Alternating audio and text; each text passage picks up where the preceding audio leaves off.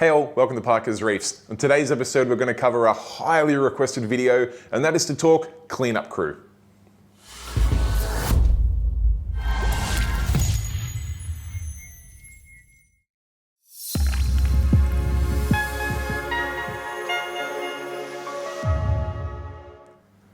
Alright, thank you for joining me on another episode of Parker's Reefs, and I have to admit this video has been requested by you guys at home, the viewer, so many times that I eventually got off my rear end and decided to actually do a video on it. So thank you for the idea, all you guys at home. And I should also put a little disclosure on this that there is, like most things with reefing, there is absolutely no one way to do it. There is no one way that's better than another way. Sure, you guys can debate that all you like.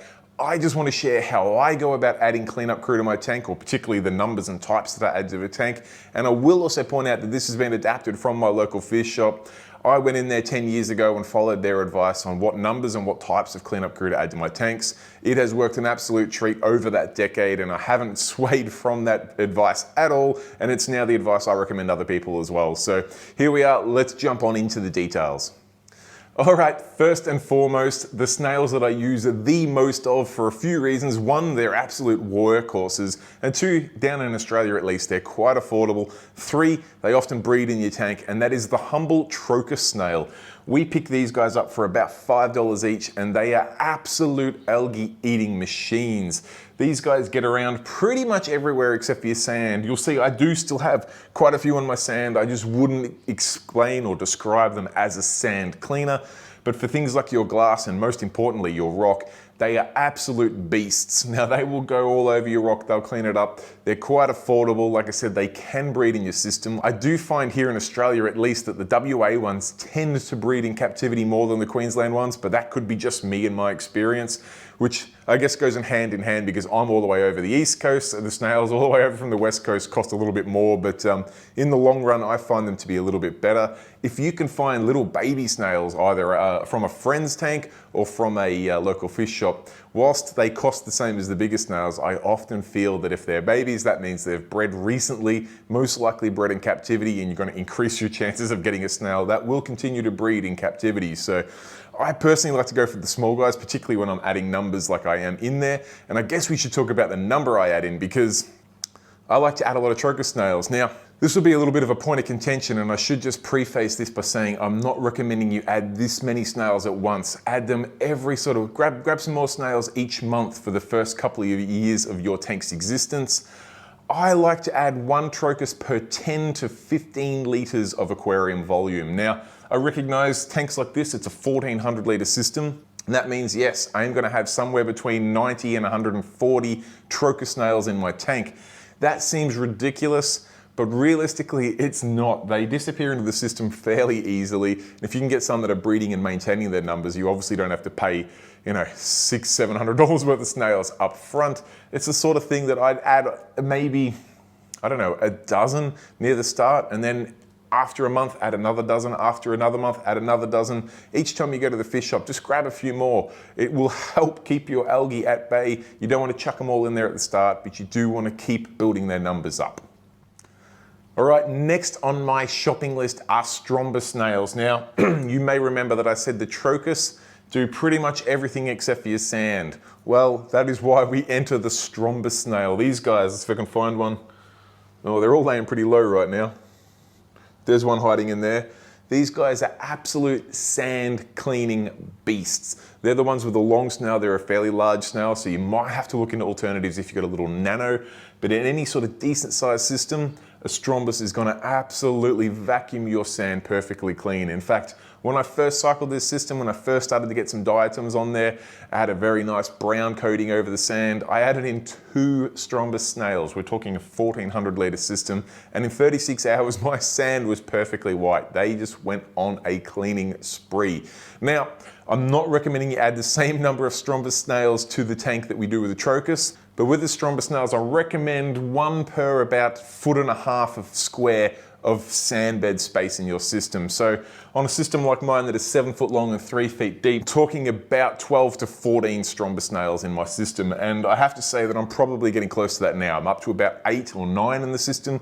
So over the next 3 to 4 months, I'll add another 1 or 2 in there just to keep the numbers ticking along.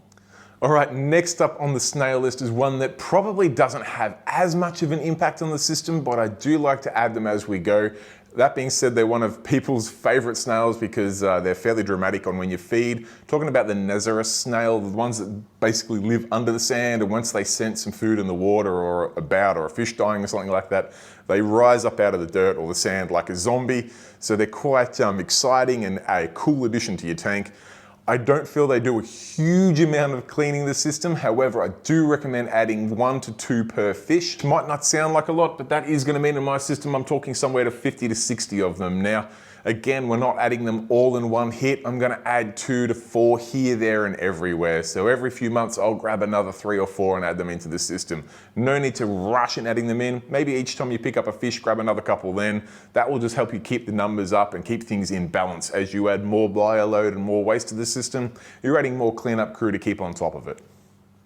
All right, now last up for the snails, the one that most people are very, very familiar with, and that is the humble turbo snail. Personally, I like to add them in combination with the Trochus. The only reason why I really like turbos is they are a smaller snail, so they can get into spots that the Trochus cannot. However, if you can get Trochus breeding in your system, you're going to end up with a ton of little Trochus anyway. That being said, turbos are probably the easiest snail to breed in your system, so picking up a few here, there, and everywhere will not hurt. I'd probably balance the numbers out with the Trochus and turbos. So before, when we said 10 to 15 per 100 litres of system, I would make that number inclusive of Trochus and turbos. So 10 to 15 total per 100 litres of your system. Turbos are the sort of one that I find a lot of people have them in their tanks, other reefers and whatnot. So when people are getting rid of some snails, I like to pick them up then. Okay, there is one more vital piece of the cleanup crew, particularly for people like me who do not touch their sand bed. Yes, I have never cleaned my sand bed. Well, actually that's a lie. I did clean it once when I had some cyano on there, and the cyano came back in about 18 hours. So in the last 10 years of reef keeping, I've cleaned the sand bed once and it didn't really work for me. So I rely on snails to turn that sand over, and whilst I don't add a huge amount of Nassarius snails that bury themselves in there, I do like to have a few sand sifting starfish. One, they're fantastic at turning over the sand. Two, I don't feel like they do any sort of harm. In fact, they're very adept at moving around corals and making sure that they don't bump things off rocks or anything like that. And they do a really good job of just turning that sand over. You don't need lots of these, they're quite cheap. We're talking about 1 sand sifter per 2.5 foot square of your system. So I'm talking 3 to 4 in my 1400 litre system. Most 400 litre tanks, things like that, you're going to be talking 1, maybe 2 small ones at absolute tops. These guys are very efficient. You don't want to starve them. And by all means, let them do the sand bed cleaning for you. You don't need to vacuum your sand bed as well. All right, guys, there you have it. I will just go over a couple of those key points again. Personally, I like to start adding my snails and the type of snails when I see algae developing. Therefore, I want to add the snails to target that algae. If I'm seeing algae growing on my rocks, I'm going to add Trochus and turbos. If I'm seeing algae on my sand, I'm going to add Strombus and Nass.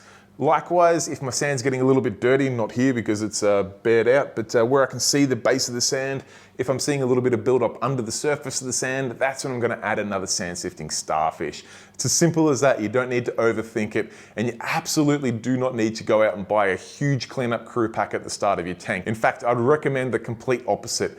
Add 1, 2, 3 pieces each week, each fortnight as you go. Let it build up naturally as your biodiversity builds up.